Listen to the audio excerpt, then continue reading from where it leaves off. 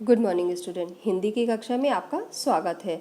आज हम आपको कॉन्सेप्ट शीट के बारे में कुछ जानकारी प्रदान करेंगे, जो कि आपके विषय हिंदी का ही एक प्रमुख भाग है। इसे आपकी योग्यता अनुसार अलग अलग पुस्तकों के माध्यम से आपके बुद्धि परीक्षण के लिए तैयार किया गया है। चलिए शुरू करते हैं। आपका पहला है मुहावरे और लोकोक्तियाँ। अब मुहावरे, निम्नलिखित मुहावरों का अर्थ लिखकर वाक्यों में प्रयोग करो। अब जैसे सबसे पहला मुहावरा आपका दिया है आंखों का तारा। आंखों का तारा, इसका अर्थ लिखना है। आंखों का तारा मतलब सबका लाडला होना या बहुत दुलारा होना। तो हम यहाँ पे लिखेंगे बहुत दुलारा होना, बहुत दुलारा होना।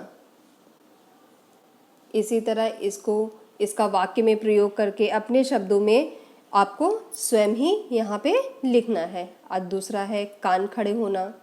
इसका अर्थ लिख के उसका वाक्य में प्रयोग करना।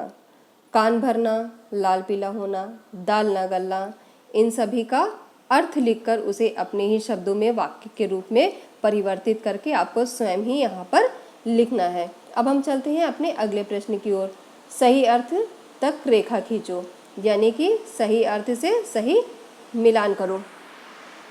अब पहला है ईद का चांद। ईद का चांद बहुत दिनों बाद दिखाई देना। ईद का चांद, इसको किससे मिलाएंगे? बहुत दिनों बाद दिखना, बहुत दिनों बाद दिखना यहाँ पे मिलाएंगे।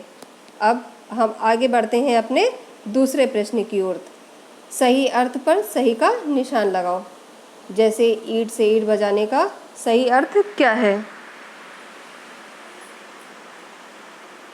इसका सही अर्थ है नष्ट करना। इसी तरह आपको नींद टूटना, पेट दिखाना, बाएं हाथ का खेल, ये सब आपको स्वयं ही करना है। अब हम चलते हैं अपने अगले प्रश्न की ओर।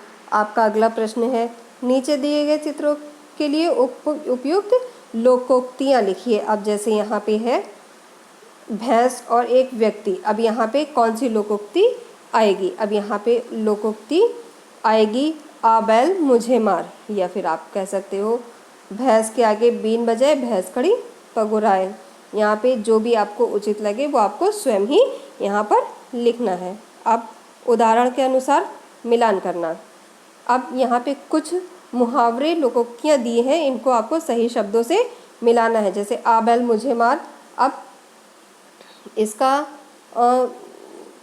सही शब्द से मिलान करना है। जैसे अब यहाँ पे बहुत सारे दिए हुए, तो इनमें से आपको सही वाक्य चुनकर उसको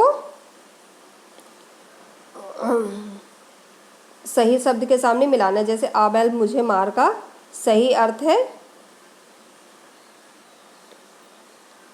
स्वयं विपत्ति में फंसना।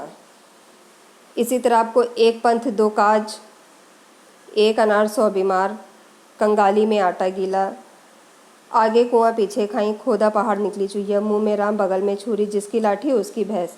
इनको उसके उचित वाक्य से ही मिलाना है। आई होप सो क्लास आपने इस कॉन्सेप्ट शीट को अच्छे से सुना, समझा और इसे आप अच्छे से करेंगे। Okay class, thank you so much.